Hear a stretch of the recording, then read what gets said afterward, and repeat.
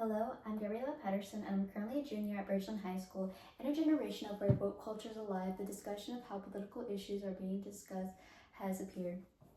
A way that political issues are now being discussed is through creative outlooks like art, and as the traditional political discourse is changing, there's also concerns of how the information is being delivered, because the individual who's delivering this a certain art may be deemed to have a certain type of hateful language. Actually, an experience of mine where I was deemed to have a certain type of hateful language, it was after the 2024 presidential election. I was upset with the results and I wasn't expecting the outcome, and I had used social media to get my frustration out. And after I posted the negative thing about the president, I had gotten messages from my peers, and they were just concerned about me, and I was upset because they were saying, hey, you should delete this, like you should take this down. And I was like, I have freedom of speech, like what do you mean? And I was upset that they were perceiving me to be rude or disrespectful. But after a few hours, I had realized that I should take a break from social media, because it's actually hurting my my health. And I had used another way to cope through my emotions, which was music, because I believed it was the only way that could actually understand me. And it had also changed my perspective of how individuals who don't have that certain type of voice to speak out, or they may be living in a country where they don't have freedom of speech, how they use other tools like art to discuss political issues, and how they're being perceived will make them believe that there's no support for them. So for example, if an individual uploads something and they get support, and another individual in the same country uploads something and they don't get that support, it can just lower their self-confidence and make them afraid to speak out. So the problem is that victims who experience violence may feel afraid to speak out because they believe that they have no sense of support. The issue of the problem, the three key main factors would be that the questions that are related to the problem is that, number one, if the victim does share their experience, how does it change the way that they're perceived? The second one is if the victim does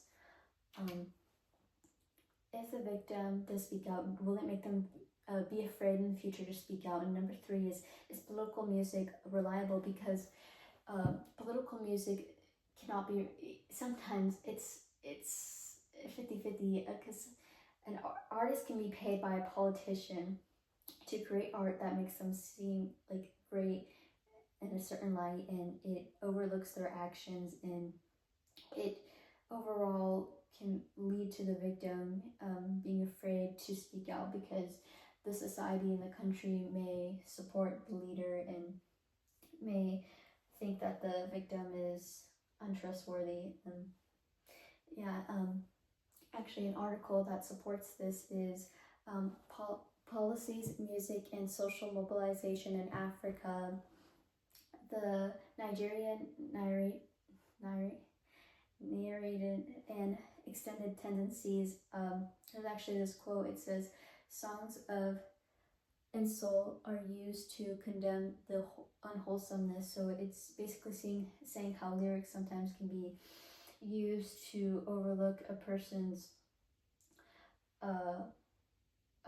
actions, and how the reliability of political music is uncertain, because we don't know of the artist's true nature. We don't know information about them or who they may be working with, and just lead overall to the victim just being more afraid, because there's powerful politicians supporting this artist, and there's like a sense of power.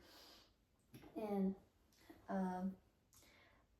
a solution to political music, the reliability, is DAOs. It's a decentralized autonomous organization, and it's able to track AI behavior and any other suspicious behavior, and that makes the source, the way that they're built off, great for the users, because they're able to see, hey, is this artist reliable? Am I able to see if there's any like suspicious behavior? But the issue is that they use a bias to see if an artist is reliable. So using a bias to check if an artist is reliable can lead to the focus to be shifted to the artist rather than the music, and it can lead the music to lose the meaning of it, and for the music to be overlooked or unappreciated because the artist is the main focus, and that just overall leads to more problems. My solution is a website. It's called The Unfiltered Verse, and it's a website that gives victims to have this platform to express political issues. If they don't want to speak up, they can use art like music, drawing, calligraphy, the list goes on. But the website can give information about the artist and the situation, the context, a little bit about the artist if they want to, and it can also be a way where artists they can post their art without being detected, like they can go unnoticed. And there can also be this voice assistant where it tells the victim's story and the tragedies they might have gone through, and it can also be that voice where certain individuals don't have the privilege to speak up, and it can lead to the listener to understand the actual meaning of the song and to understand the struggles and what the artist actually had to sacrifice in order to get the message out.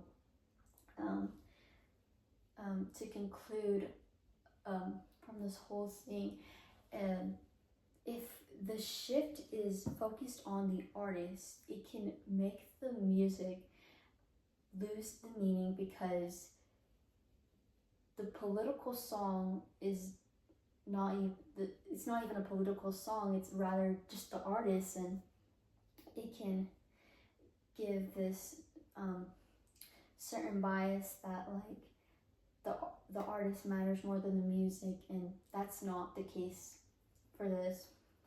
And it can also give the message out of how the way we perceive art and how our perception can actually affect the artist, because if we perceive it in a negative light, we can see it to be this certain thing when it's actually not. And the Unfiltered Verse actually solves this problem of artists being seen in this negative light, because yes, an artist will always be given negative comments. It just gives them that platform to speak up, and it doesn't make them feel belittled or that they can't address certain topics or they can't say certain things, because it's their voice. Like, the website is the way that they can use their art to change the way that they may be perceived, and it just makes the listener focus rather the music, the meaning, what is the context about it, what can I do to help this person. And thank you for listening to my TED Talk. This is the sources where I got my information, and thank you.